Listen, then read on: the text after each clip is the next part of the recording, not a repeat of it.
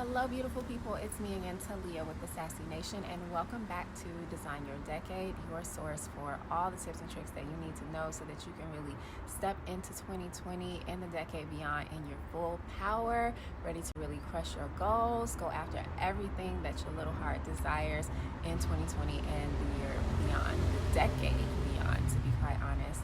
So today we are going to be talking about the difference between toward motivated goals and away motivated goals. So if you're interested in learning more about that, keep watching.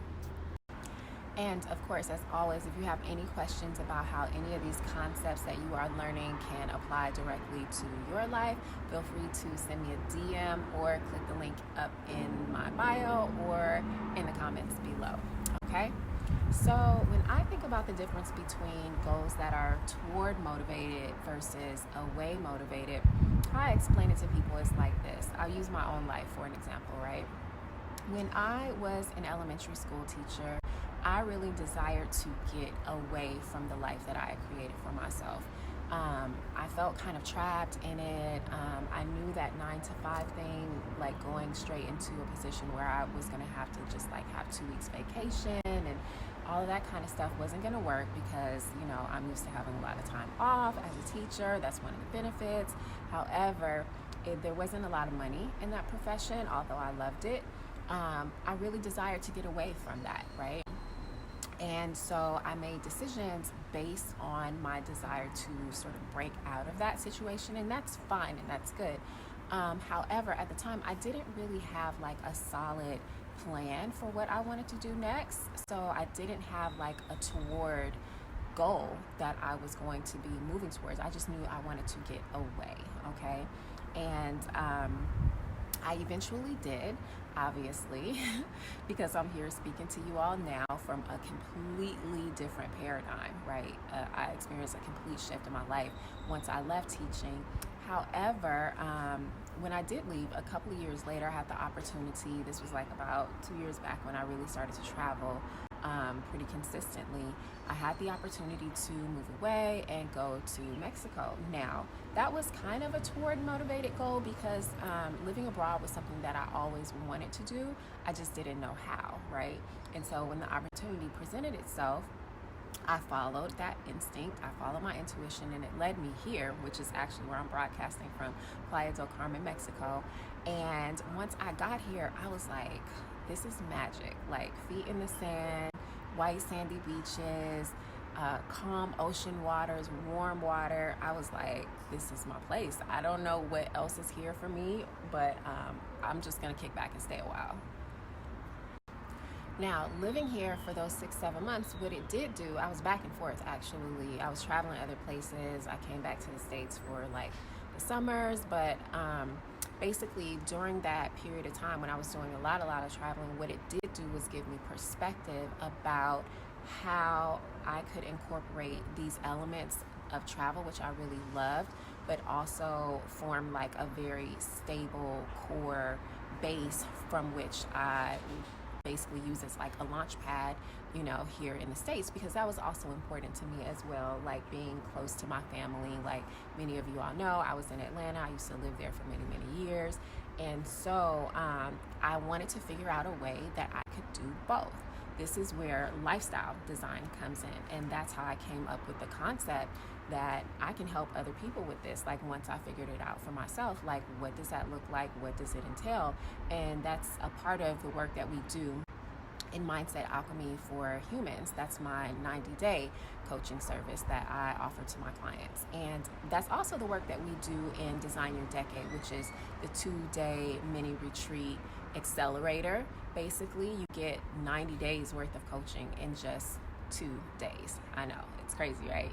So anyways, once I left Mexico and I got back to the States, by that time, it gave me perspective on creating some toward motivated goals, some things to work towards instead of trying to pull away from, right?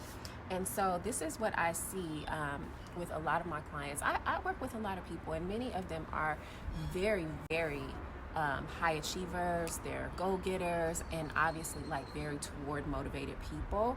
That means that they're always working towards something, the next goal, the next idea. And our society really values people who are toward motivated. They're like your go-getters, they're your people who have high level goals and like really know how to make things happen. And that's beautiful. I love working with those types of people because I myself have become one. However, away motivated folks, those are the people that you need on your team because they're going to be the skeptics. They're going to be the people who are going to look at risk and be like, I don't know if we should be doing this, if we should be going that way.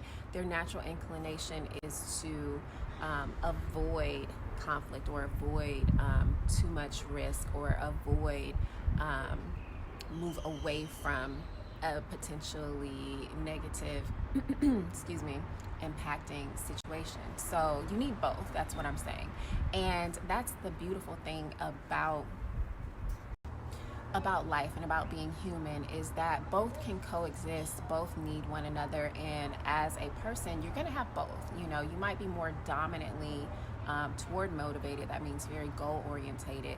And then you might have a lesser, more passive away motivation.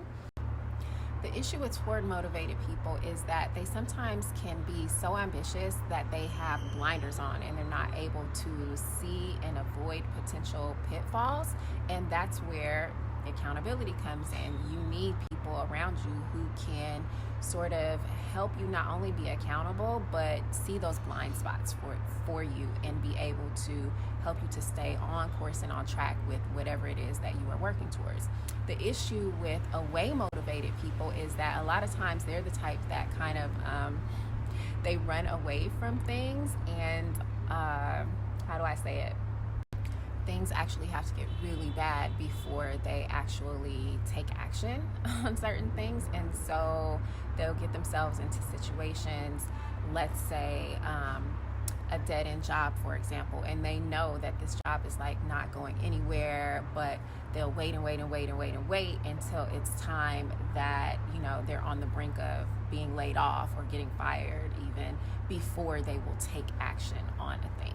And again, that definitely can be helped with the proper guidance and the proper coaching and motivation strategies being installed in the person.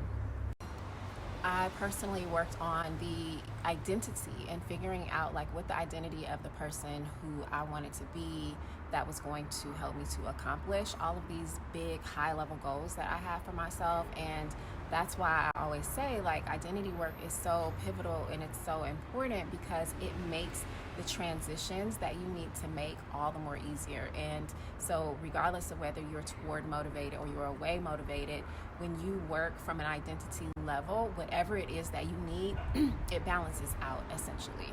Okay, so that's it. If you have any questions on toward motivation or away motivation, I'm gonna wrap this video up here because the sun is coming out and it is hot, baby. All right, yeah, you can always slide into my DMs. This is, I feel like, a very timely thing to talk about, simply because the new year is coming up and many people set these big goals for themselves, right?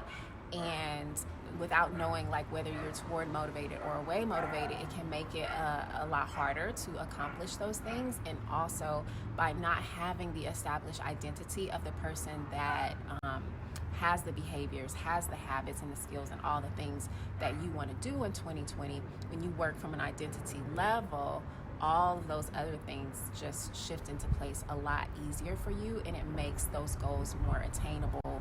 And so we're going to be talking more about that, about setting attainable goals, okay, in coming videos. But yeah, I just wanted to pop in with that little nugget and just give you another something to think about. So yeah, if you are interested in booking some time with me, you can always click the link in my bio or in the comments below.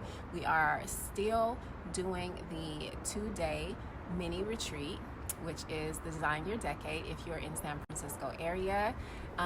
That is January 7th to the 11th. I only have 2 slots available, and I'm going to go ahead and close the window. Let's say January 3rd is going to be the last day to sign up for that. However, if you still want to work with me and you're not in the area, still reach out. You can we can talk about some of the other programming that I offer, such as the Mindset Alchemy for Humans. So yeah, guys. And because you're still here rocking with me at the end of this video, that means that you are someone who is looking for that next level change in their life. So go ahead, hit me up. Let's talk about doing this work, all right? Oh, and also I want to shout out to the winner of our, what do you call it? The Danielle Laporte Desire Map. That's right. I have a winner, which is going to be Danielle, and I will reach out to you in your inbox to get that address from you, girl. Congratulations. All right, guys, so that's it. I hope you have a beautiful Christmas, and I will see you on the next video. Bye, guys.